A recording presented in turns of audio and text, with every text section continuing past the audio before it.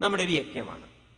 രണ്ടാമത്തെ യജ്ഞം എന്ന് പറയുന്നത് നമുക്ക് ജീവിക്കാൻ പ്രകൃതി മാത്രം പോരാ, അതായത് പഞ്ചമഹാഭൂതങ്ങൾ മാത്രം പോരാ, നമുക്ക് ജീവിക്കാൻ ഒരു സമൂഹം വേണമല്ലോ, വേണ്ടേ? അപ്പൊ സമൂഹത്തോടുള്ള യജ്ഞത്തെ പറയും ദേവയജ്ഞം എന്ന് പറയും. സമൂഹമാണ് ദേവന്മാര്, നമ്മുടെ ചുറ്റുപാട്. മൂന്നാമത് നമുക്ക് പ്രാണികൾ വേണോ? ജീവജാലങ്ങള്. പശുവിന്റെ പാല് കുടിക്കില്ലേ? വേണ്ട. അപ്പൊ ജീവജാലങ്ങൾ വേണം നമുക്ക് ജീവിക്കാൻ. ഈ ജീവജാലങ്ങളൊക്കെ ഉണ്ടല്ലോ, നമ്മുടെ അന്തരീക്ഷത്തെ പരിശുദ്ധീകരിക്കുന്നുണ്ട്. ജീവജാലങ്ങൾ, അതിനോട് നമുക്കൊരു യജ്ഞം ഉണ്ടാവുമോ? ഉത്തരവാദിത്വം. ഏതൊക്കെ ജീവജാലങ്ങളാണോ നമ്മളെ സഹായിക്കുന്നത് അവരെ നമ്മളും നിലനിൽക്കാൻ സഹായിക്കണം. അപ്പോ പ്രകൃതിയോടുള്ള യജ്ഞമായി, സമൂഹത്തോടുള്ള യജ്ഞമായി, ജീവജാലങ്ങളോടുള്ള യജ്ഞമായി. ഇനി ജന്മം തന്നിരിക്കുന്ന അച്ഛനമ്മമാര്, കല്യാണം കഴിച്ചാൽ ഭാര്യ, മക്കള്, ഇവരോട് യജ്ഞം ഉണ്ടാവില്ലേ? ഇതിനെയാണ് പിതൃയജ്ഞം എന്ന് പറയുന്നത്. നമ്മുടെ കുടുംബാംഗങ്ങളോടുള്ള യജ്ഞം. കാരണം അവര് നമ്മളെ നിലനിൽക്കാൻ സഹായിക്കുന്നു, അവരെയും നിലനിൽക്കാൻ സഹായിക്കുന്നു. അപ്പൊ ആരൊക്കെ ഇപ്പോ? പ്രകൃതി, സമൂഹം, ജീവജാലങ്ങള്, അച്ഛനും അമ്മയും സമൂഹവും. പിന്നെ ആരെങ്കിലും ഉണ്ടാവുമോ? പിന്നെയുള്ളൊരു യജ്ഞം ആരോടായിരിക്കും? നമ്മുടെ ഋഷീശ്വരന്മാരോട്. ഋഷീശ്വരന്മാരോട് എന്ത് യജ്ഞമാണ്? അവരോടുള്ള യജ്ഞമാണ്. അവരിൽ നിന്നും അവര് തന്നിരിക്കുന്ന അറിവിനെ മനസ്സിലാക്കിയെടുക്കുക എന്നുള്ളത്. അവര് തന്നിരിക്കുന്ന ആ സമ്പത്തിനെ മനസ്സിലാക്കിയെടുത്ത് നമ്മുടെ ജീവിതത്തെ നമ്മൾ ഉയർത്തുക എന്നുള്ളത്. അത് ഈ ശരീരം കൊണ്ട് തന്നെ വേണം. തപസ് ചെയ്യണം. ഒരു യോഗാവസ്ഥയിലേക്ക് ഉയർത്തണമെങ്കിൽ ശരീരത്തെ നമ്മൾ പ്രയോജനപ്പെടുത്തേണ്ടതുണ്ട്. അതിനെ പറയും ഋഷി യജ്ഞം എന്ന് പറയും. ഇങ്ങനെ 5 യജ്ഞങ്ങൾ ഏതിനെ കൊണ്ട് ചെയ്യാണ്ട്? ശരീരത്തെ കൊണ്ട് ചെയ്യാണ്ട്. ഈ യജ്ഞങ്ങളൊക്കെ ചെയ്താലും ചെയ്തിട്ടില്ലെങ്കിലും ഏറ്റവും പരമമായ യജ്ഞം എന്ന് പറയുന്നത് ഏത് യജ്ഞം തന്നെയാണ്? ഏറ്റവും പരമമായ ധർമ്മം എന്ന് പറയുന്നത് മനസ്സിനെ ഉയർത്തൽ തന്നെയാണ്. കാരണം നിങ്ങൾ അച്ഛനെ നോക്കിയാലും അമ്മയെ നോക്കിയാലും ഭാര്യയെ നോക്കിയാലും ഭാര്യയെ നോക്കിയിട്ടില്ലെങ്കിലും സമൂഹത്തെ നോക്കിയാലും സമൂഹത്തെ നോക്കിയില്ലെങ്കിലും നിങ്ങൾ ഇനി വരണമോ വരണ്ടയോ എന്ന് നിശ്ചയിക്കുന്നത് മനസ്സാണ്. ഏത് മനസ്സ്? എവിടെ നിന്ന് പുറപ്പെട്ടു അവിടെ എത്തിച്ചേരാത്ത മനസ്സ്. അതുകൊണ്ടുണ്ടല്ലോ ധർമ്മം എപ്പോഴും കൺഫ്യൂഷൻ ആണെന്ന് ഞാൻ പറയുന്നത്. കാരണം നമ്മൾ ഏത് ശരി ഏത് തെറ്റെന്ന് പറയാൻ പറ്റില്ല. പലപ്പോഴും രാമായണത്തിലെ ഈ ചോദ്യങ്ങളൊക്കെ കേട്ടിട്ട് നമുക്ക് തന്നെ ഷോക്കിംഗ് അനുഭവങ്ങൾ വരാറുണ്ട്. രാമായണം പറഞ്ഞുകൊണ്ടിരിക്കുമ്പോൾ ഒരു കുട്ടി വന്നിട്ട്, കോളേജിൽ പഠിക്കുന്ന ഒരു കുട്ടി വന്നിട്ട് ചോദിക്കുകയാണ്, സ്വാമി നിങ്ങൾ പറയുന്നു രാമായണം ധർമ്മശാസ്ത്രമാണ്, അതാണ്. അവൾ എവിടുന്നോ കേട്ടതാണ്. രാമായണത്തിൽ പറഞ്ഞിരിക്കുന്നു രാമോ ധർമ്മസ്യ വിഗ്രഹാൻ പുരുഷ. വിഗ്രഹാൻ ധർമ്മ. വിഗ്രഹം ധർമ്മത്തിന്റെ വിഗ്രഹമാണ്, മൂർത്തിയാണ്. ശരി, സമ്മതിച്ചു. എന്തിനാ രാമൻ ബാലിയെ ഒളിയമ്പെയ്തു വന്നത്? സുഗ്രീവന്റെ ഭാര്യയെ അനുഭവിച്ചു എന്നുള്ളതിന്റെ പേരിലാണ്. ആണോ അല്ലയോ? രാമായണത്തിൽ മറ്റൊരു സന്ദർഭത്തിൽ പറയുന്നുണ്ട്, അത്രേ അംഗദൻ പറയുന്നുണ്ട്, ഇവര് സീതാന്വേഷണത്തിൽ പോകുന്ന സമയത്ത് പറയുന്നുണ്ട്, ഇനി നമ്മൾ തിരിച്ചു ചെന്നാലുണ്ടല്ലോ ആ സുഗ്രീവൻ എന്നെ കൊല്ലും, അവനുണ്ടല്ലോ എന്റെ അമ്മയെ പ്രാപിച്ചു വാഴുന്നു അവനാണ്. അങ്ങനെ ഒരു വരിയുണ്ടോ രാമായണത്തില്? ഉണ്ടോ? അപ്പൊ തീർച്ചയായിട്ടും രാമൻ ബാലിയെ കൊന്നത് സുഗ്രീവന്റെ ഭാര്യയെ പിടിച്ചുകൊണ്ടുപോയി അനുഭവിച്ചുകൊണ്ടാണെങ്കിൽ, രാമൻ ധർമ്മത്തിന്റെ മൂർത്തിയാണെങ്കിൽ ആരെയും കൊല്ലണം? സുഗ്രീവനെയും. പക്ഷെ കാണുന്നുണ്ടോ അത്? നമുക്ക് വേണമെങ്കിൽ പറയാം ബാലി മരിച്ചതിന് ശേഷമല്ലേ സുഗ്രീവൻ സ്വീകരിച്ചത്, അങ്ങനെയൊക്കെ സമാധാനം പറയാം. എന്തൊക്കെ പറഞ്ഞാലും ജ്യേഷ്ഠന്റെ ഭാര്യ എന്ന് പറയുന്നത് അമ്മയ്ക്ക് തുല്യമാണ്. അപ്പൊ ചെയ്യാൻ പാടൂ? ഇതൊരു ചോദ്യം. ഇനി രാമായണത്തിൽ തന്നെ തുടക്കം തന്നെ നോക്കൂ നിങ്ങൾ. ശ്രീരാമസ്വാമി കാട്ടിലേക്ക് പോകുന്നത് അച്ഛൻ തളർന്നു വീണ് കിടക്കുന്ന സമയത്താണ് അല്ലേ? ലക്ഷ്മണനെയൊക്കെ കൂട്ടിക്കൊണ്ടുപോകുന്നത്. ശരിക്കും ശ്രീരാമസ്വാമി അങ്ങനെ പോവാൻ പാടൂ? ശ്രീരാമസ്വാമി പോയിക്കോട്ടെ, ലക്ഷ്മണനെ കൊണ്ടുപോകാൻ പാടൂ? ശരിക്കും ശ്രീരാമസ്വാമി പറയേണ്ടത് എന്താണ്? ലക്ഷ്മണ, നീ ഇവിടെ നിൽക്കൂ, അച്ഛനെ നോക്കൂ, ഭരതനും ശത്രുഘ്നും വന്നതിന് ശേഷം മതി നീ എന്റെ അടുത്ത് അതല്ലേ വേണ്ടത്. അപ്പൊ അച്ഛനോടുള്ള ധർമ്മം രാമൻ നിറവേറ്റുണ്ടോ?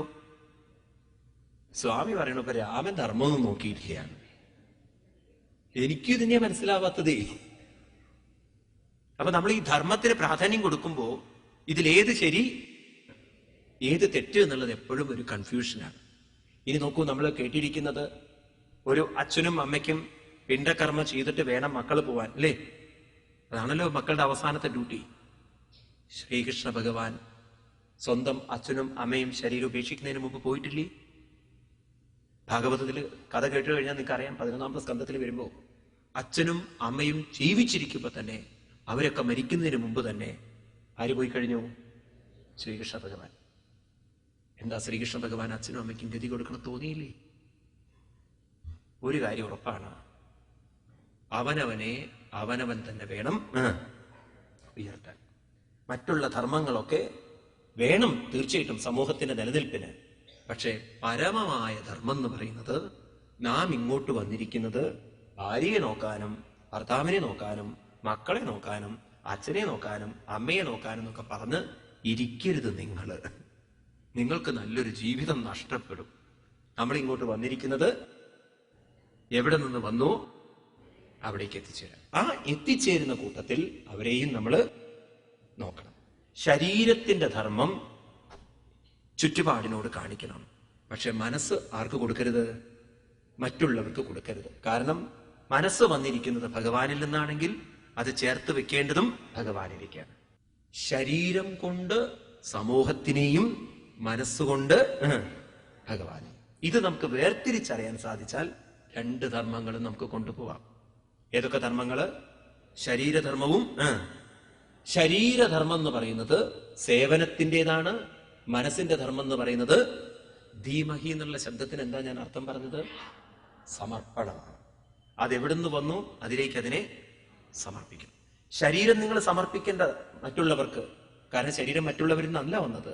ശരീരം വന്നത് അത് താനെ സമർപ്പിക്കപ്പെട്ടുള്ളൂ. അതുവരെ അതിനെ മറ്റുള്ളവർക്ക് സേവനത്തിന് വേണ്ടിയിട്ട്. അതെങ്ങനെയൊക്കെയാന്നുള്ളത് നമുക്ക് കൂടുതൽ വിശദമായിട്ട് പിന്നീട് നോക്കാം. ഏതായാലും ഇത് വേർതിരിച്ചോണം. എന്റെ ശരീരമാണ് മറ്റുള്ളവർക്കുള്ളത്, എന്റെ മനസ്സെപ്പോഴും.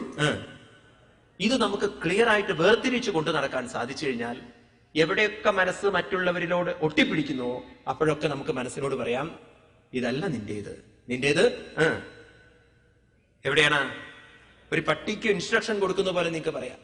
ഒരു പട്ടി വീട്ടില് ഗസ്റ്റ് വരുന്ന സമയത്ത് ഫ്രണ്ടിൽ എവിടെയും വരാന്തയിൽ വന്നിരിക്കുമ്പോ ടോമി ഗോ എന്ന് പറയുമ്പോൾ ടോമിക്ക് മനസ്സിലാവും ഇതല്ല എന്റെ സീറ്റ്, എന്റെ കൂട് തന്നെയാണ്.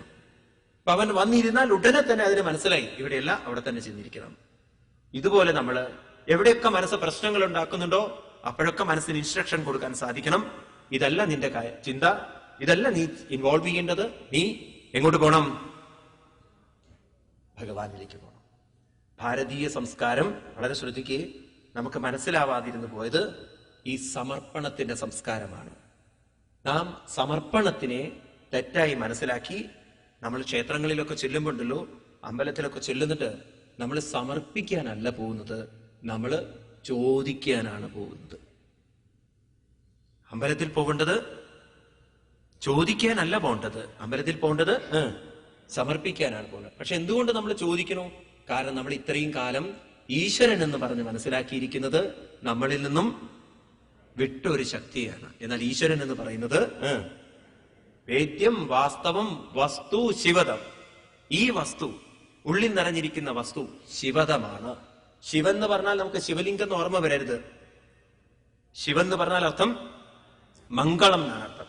ഈ നിമിഷം നമ്മുടെ ശരീരത്തിന് മംഗളം നൽകുന്നത് എപ്പോ ശരീരത്തിൽ നിന്നും ചൈതന്യം പോയോ ആ സമയത്ത് ഒരു തുണി വിരിച്ചിരുന്നു. കാരണം ഹിന്ദു സംസ്കാര പ്രകാരം അത് അമംഗള വസ്തുവാണ്.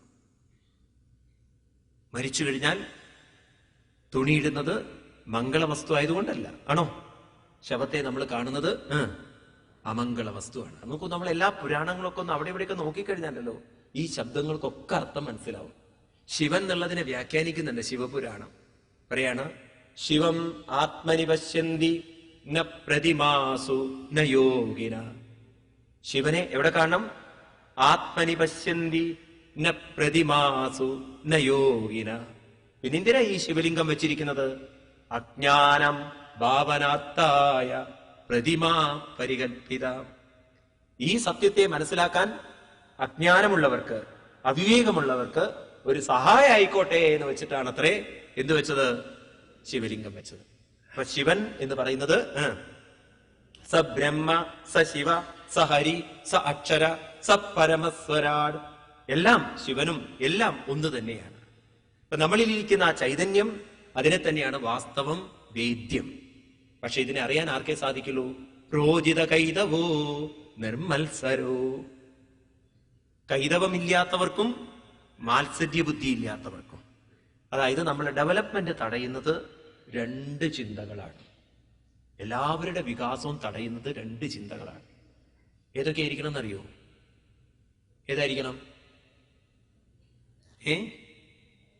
ഒന്നാമത്തെ ചിന്ത എന്താന്ന് വെച്ചാൽ, ചിലരങ്ങനെ മുറുക്കെ പിടിച്ചിരിക്കുകയാണ്, എനിക്കൊന്നും വരില്ല, എനിക്കങ്ങനെയൊന്നും വരില്ല, ദൈവം എനിക്ക് അങ്ങനത്തെ ഒരു പ്രശ്നവും വരുത്തില്ല. അടുത്ത വീട്ടിൽ മരണം നടക്കുമ്പോഴും സ്വന്തം വീട്ടിൽ മരണം നടക്കുമ്പോഴും എനിക്ക് വരില്ല, അവർക്കൊക്കെ വരും, എനിക്ക് വരില്ല. എനിക്ക് വരില്ല എന്നുള്ളൊരു വിചാരം. രണ്ടാമത്തതോ, എന്തു വന്നാലും ഞാൻ അപ്പം നോക്കിക്കോളാം, ഈ ധാർഷ്ട്യം. എനിക്ക് വരില്ല, വന്നാൽ ഇന്നത്തെ ചെറുപ്പക്കാരിലൊക്കെ നമുക്ക് കാണാൻ പറ്റുന്നൊരു കാര്യമാണ്. അച്ഛനും അമ്മയും പറയും, കൂട്ടാ പഠിക്കൂ, കാര്യം മനസ്സിലാക്കൂ, അല്ലെങ്കിൽ നീ കുറച്ചു നേരം ഇന്ന് ജപിക്കൂ കൂട്ടാ, കുറച്ചു നേരം നാമം ജപിക്കൂ. എന്താ പറയാന്നറിയോ? ഒക്കെ നിങ്ങൾ അങ്ങോട്ട് ചെയ്താൽ മതി, നീ എന്തെങ്കിലും പ്രശ്നം വന്നാൽ തളരും, വരുന്ന സമയത്ത് ഞാൻ നോക്കിക്കോളാം, വരുന്നിടത്ത് വെച്ച് നോക്കിക്കോളാം. വരുന്നിടത്ത് വെച്ച് നോക്കാൻ ആരും ഉണ്ടാവില്ല. നമ്പൂരി പറഞ്ഞതുപോലെയാണ്. അവിടെ പണ്ട് കാലത്തെ കൃഷികളൊക്കെയാണല്ലോ. അപ്പോ വയലിൽ അങ്ങോട്ടും ഇങ്ങോട്ടൊക്കെ വെള്ളം മുറിച്ചിടുന്ന പ്രശ്നങ്ങൾ വരും. അപ്പൊ കാര്യസ്ഥൻ ചെന്നപ്പോ അവരുടെ വയലിലെ വെള്ളം വേറൊരാൾ മുറിക്കുന്നു, വേറൊരാളുടെ വയലിലെ വെള്ളം വേറൊരാൾ മുറിക്കുന്നു. ഇയാൾ കണ്ടപ്പോ ഇയാൾ വേറൊരാളുടെ വയലിലെ വെള്ളം എടുത്തിട്ട് ഇവരുടെ വയലിലേക്ക് ആക്കി. ഭയങ്കര ബഹളം. അപ്പൊ നമ്പൂരി അങ്ങോട്ട് വരുന്നുണ്ട്. എന്താ രാമാന്ന് വെച്ചു. നമ്മുടെ വെള്ളമാണ് അവൻ വയലിലേക്ക് ആയിരിക്കുന്നത്. ഇത് കേട്ടോ നമ്പൂരി പറഞ്ഞു, നീ പറഞ്ഞില്ലേ വല്ലോ ഒന്ന്? പറഞ്ഞു തോന്നുന്നു, എനിക്ക് രണ്ടെണ്ണം കൊടുക്കാൻ തോന്നിയെന്ന്. അതുകൊണ്ട് കൊടുക്കടാ പറഞ്ഞു. അല്ല, കൊടുത്താൽ വല്ലതൊക്കെ സംഭവിക്കില്ലേ? വല്ലതും വരുന്നത് വരെ ഞാനുണ്ടടാ. പിന്നെയോ, പിന്നെന്താന്ന് എനിക്കറിയാം, അറിയാലോ. ഇത് തന്നെയുള്ളൂ. വരുന്നിടത്ത് വെച്ച് കാണാതെ പോകാൻ പറയുന്നവരുണ്ടല്ലോ, കാണില്ലേ ഉണ്ടാവുള്ളൂ. പിന്നെ അവര് തിരിച്ചിങ്ങോട്ട് വരുന്നൊക്കെ നമ്മൾ കാണുന്നുണ്ട്, ഇല്ലേ? അപ്പൊ ഒരു വ്യക്തിയുടെ വികാസം തടയുന്നത് ഏതൊക്കെയാണ്? ഒന്നും വരില്ല എന്നുള്ളൊരു മുൻവിധി, രണ്ട് വന്നാൽ തന്നെ നേരിടാൻ സാധിക്കും എന്നുള്ളൊരു ഓവർ കോൺഫിഡൻസ്. ഇത് പലപ്പോഴും നമ്മുടെ ജീവിതത്തെ തടസ്സപ്പെടുത്താറുണ്ട്. നോക്കിയിട്ടുണ്ടോ നിങ്ങൾ? നമ്മൾ പലപ്പോഴും പലതും പഠിക്കാത്തതിന് ചിലരോടൊക്കെ പറയാം, നോക്കൂ, ഗീത പഠിക്കൂ, ഭാഗവതം വായിക്കൂ. അങ്ങനെയൊന്നും ആവശ്യമില്ല സ്വാമി, എന്ത് വന്നാലും നോക്കിക്കോളാം. ഞാനിത് പറയാനുള്ളൊരു കാരണം എന്താ പറയുക, മനുഷ്യന്റെ ഈ അവിവേകം. ഞാൻ അറിയുന്നൊരു അമ്മ, അവരുടെ ഭർത്താവ് മരിച്ചു. പിന്നെ അത് കഴിഞ്ഞിട്ട് ഒരു മകളെ ഉണ്ടായിരുന്നുള്ളൂ. ആ മകള് കല്യാണം കഴിഞ്ഞു. ഭർത്താവിന്റെ വീട്ടുകാർ അത്ര നല്ല സ്വരച്ചേർച്ചയിലായിരുന്നില്ല. അപ്പോൾ ഈ കുട്ടിക്ക് അസുഖം വന്നിട്ട്, ക്യാൻസർ വന്നിട്ട് മകളും മരിച്ചു. മകൾക്കൊരു കുട്ടി. ഈ അമ്മ ആ കുട്ടിയോട് അറ്റാച്ച്മെന്റ് ഉണ്ടാക്കി എന്നും അമ്പലത്തിൽ പോയി തൊഴുകയും ചെയ്യും, എന്നും തൊഴും. അങ്ങനത്തെ ഒരു അമ്മ. എന്നാ ഇതൊന്ന് മനസ്സിലാക്കുമ്പോ, ഇതൊക്കെ ഒന്ന് മനസ്സിലാക്കിക്കോളൂ. എനിക്കൊന്നും ഗുരുവായൂരപ്പം വരത്തില്ല. ശരി. അവസാനം എന്തായി? മകളുടെ ഭർത്താവ് കേസ് കൊടുത്തു കുട്ടിയെ വിട്ടുകിട്ടാൻ വേണ്ടിയിട്ട്. കോടതിക്ക് തടയാൻ പറ്റുമോ? പ്രായമായ കുട്ടിയെ വിട്ടുകൊടുക്കാൻ പറഞ്ഞു. 10 വരെ പിടിച്ചു നിന്ന കുട്ടി അങ്ങോട്ട് പോയതോടുകൂടി പിന്നെ അവര് ജീവിതം തീർത്തു കളഞ്ഞു. ഇങ്ങനെയൊക്കെ ചില ആളുകളുണ്ട്. അതായത് എനിക്കൊന്നും വരില്ല, വന്നാൽ തന്നെ ഞാൻ നോക്കിക്കൊള്ളാം. ഇങ്ങനെ ആയിരിക്കാം പലപ്പോഴും നമ്മുടെ ജീവിതത്തിൽ നമ്മളൊക്കെ തളർന്നു പോയത്. അപ്പൊ അതുകൊണ്ട് ഭാഗവതം പറയുന്നു, നമുക്ക് ഒന്നാമത് വിനയം വേണം. വിനയം എന്ന് പറഞ്ഞാൽ ഇവിടെ അർത്ഥം, വിനയം എന്ന് പറഞ്ഞാൽ പോയി നമസ്കരിക്കുക എന്നല്ല അർത്ഥം.